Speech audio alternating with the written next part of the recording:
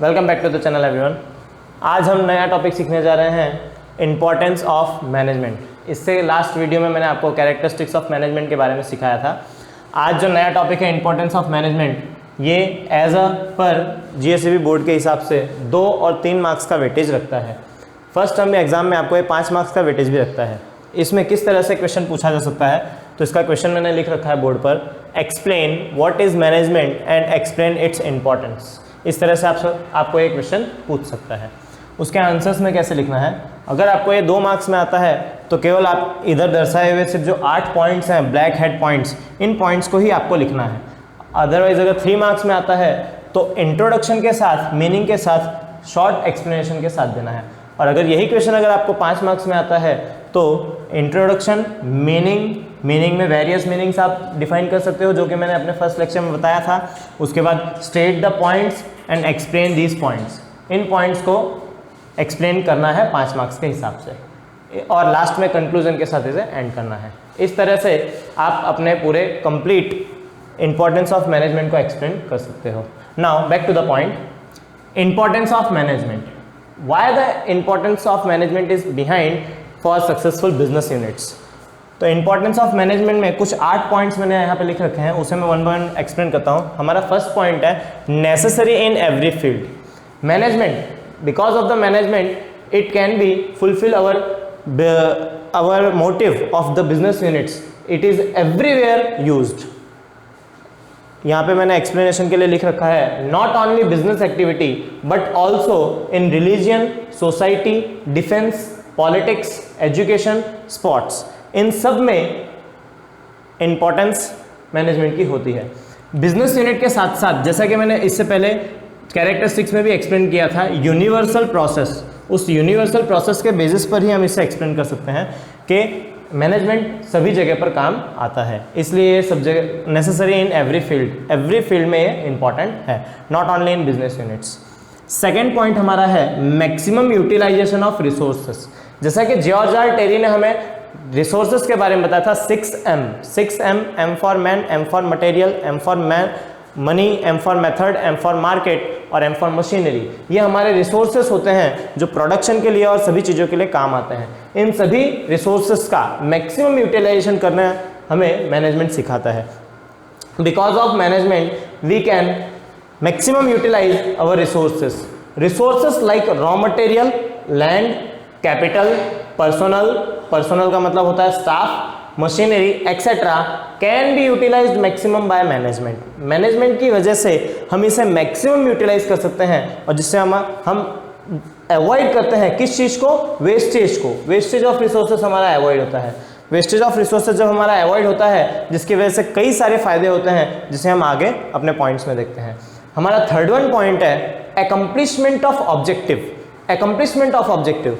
कोई भी business unit बिना गोल और बिना ऑब्जेक्टिव के नहीं होता है, तो ऑब्जेक्टिव को कंप्लीट करने के लिए हमें मैनेजमेंट की सबसे ज़्यादा ज़रूरत होती है, क्योंकि यहाँ पे वेरियस टाइप ऑफ एक्टिविटीज़ हैं। इन एक्टिविटीज़ को कंप्लीट करने के लिए मैनेजमेंट की ज़रूरत होती है।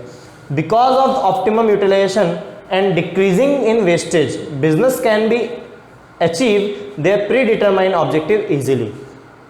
हमारे डिसाइड किए हुए, जिसे हमने पहले से ही, मैनेजर्स ने पहले से ही, टॉप लेवल मैनेजमेंट ने पहले से ही जिसे डिसाइड कर रखा हो, उस ऑब्जेक्टिव को इजीली टेक ओवर करने के लिए हमें मैक्सिमम यूटिलाइजेशन ऑफ रिसोर्सेज और वेस्टेज को कम करना चाहिए, जो कि हमें कौन सिखाता है, हमें मैनेजमेंट सिखाता है।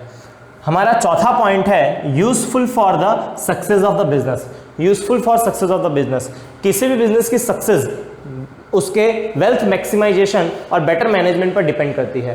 तो एफिशिएंट मैनेजमेंट, इसीलिए मैंने यहाँ पे एक वर्ड यूज किया है, efficient management, not only management but efficient management. सिर्फ मैनेजमेंट करना जरूरी नहीं है, मैनेजमेंट एफिशिएंट होना चाहिए। एफिशिएंट का मतलब होता है कि हमारे ऑब्जेक्टिव ओरिएंटेड मैनेजमेंट के बेसिस पर हम हमारे बिजनेस को आगे बढ़ा सकते हैं। तो efficient management helps to convert to loss making unit.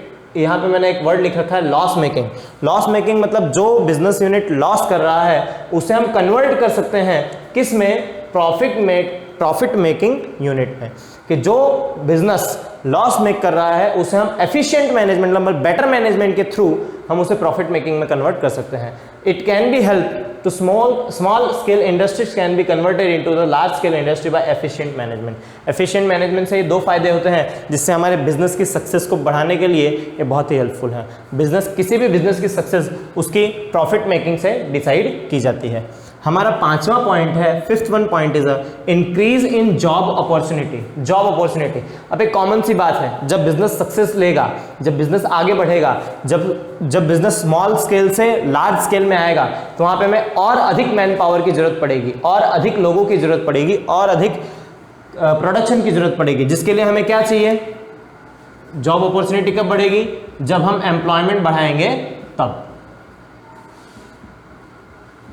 Employment के बढ़ाने पर जॉब अपॉर्चुनिटी हमें मिलती है, जिसकी वजह से हम एफिशिएंट मैनेजमेंट से, efficient management can develops the firms into a company soon. Requirement of manpower is also increases. Requirement of manpower, this is the our main point for the increasing the job opportunity. Requirement of manpower, requirement of manpower बढ़ता है efficient management से। हमारा sixth one point है increase in profit. किसी भी business में profit जो होता है वो सबसे मेन मोटिव होता है, और मेन मोटिव को पूरा करने के लिए बेटर मैनेजमेंट जरूरी है। Better management avoided the wastage, ये हमारा सबसे मेन पॉइंट था, अवॉइडेड द वेस्टेज। कि जैसा कि अभी हमने सेकंड पॉइंट में हमने देखा था maximum utilisation of resources. Maximum utilisation of resources में हमने वेस्टेज को अवॉइड किया था कि हम उसका मैक्सिमम यूज़ करके वेस्टेज को अवॉइड करेंगे, और वही वेस्टेज को अवॉइड करना हमारे प्रॉफिट को इंक्रीज करने के लिए बेटर होता है। जब हम वेस्टेज को अवॉइड करते हैं तो it helps to cost cutting, तो हमारे कॉस्ट में क्या होती है? रिड्यूसिंग होती है, कि जो प्रोडक्शन या जो प्रोडक्ट है उस प्रोडक्ट के कॉस्ट में डिक्रीमेंट होता है, और उस कॉस्ट कटिंग की वजह से हम मैक्सिमाइज प्रॉफिट कर सकते हैं, क्योंकि जब कॉस्ट कटिंग होगा तो हम उसकी जो रिजनेबल प्राइस है उस रिजनेबल प्राइस से कस्टमर बेस बढ़ा सकते हैं, जिससे कि हमारा प्रॉफिट बढ़ता है। हमारा सेवेंथ पॉइंट है सोशल बेनिफिट। सोशल बेनिफिट खुद में 1 मार्क्स का इंपॉर्टेंट क्वेश्चन है, जो कि आपको सेक्शन बी में पूछा जा सकता है। इसके लिए मैंने यहाँ पे एक क्वेश्चन भी लिख रखा है कि सोशल बेनिफिट से कौन सा क्वेश्चन बन सकता है जो आपके सेक्शन बी में पूछा जाएगा। How the management is benefited to society, या how the management is advantageous to society. इस तरह से आपको कोई क्वेश्चन पूछ सकता है, जो कि आपके 1 मार्क्स के लिए वेरी इंपॉर्टेंट है इस टॉपिक में। तो अभी हम इसको समझते हैं कि किस तरह से इसका हम आंसर लिख सकते हैं। तो यहाँ पे मैंने ऑलरेडी लिख रखा है answer, business unit is a part of a society. कोई भी चीज़, चाहे वो कस्टमर हो, चाहे बिजनेस हो, चाहे कोई भी चीज़ हो, वो सोसाइटी में ही ग्रो होता है, सोसाइटी में ही आता है, और सोसाइटी में ही उसका एंड भी होता है। तो every business unit is a part of society. Success of business increases the wealth and the welfare of the society. कि किसी भी बिजनेस की सक्सेस जैसे जैसे बिजनेस सक्सेस होता जाता है, वो वैसे वैसे अपने सोसाइटी और अपने अपने वेल्थ को बढ़ाता रहता है।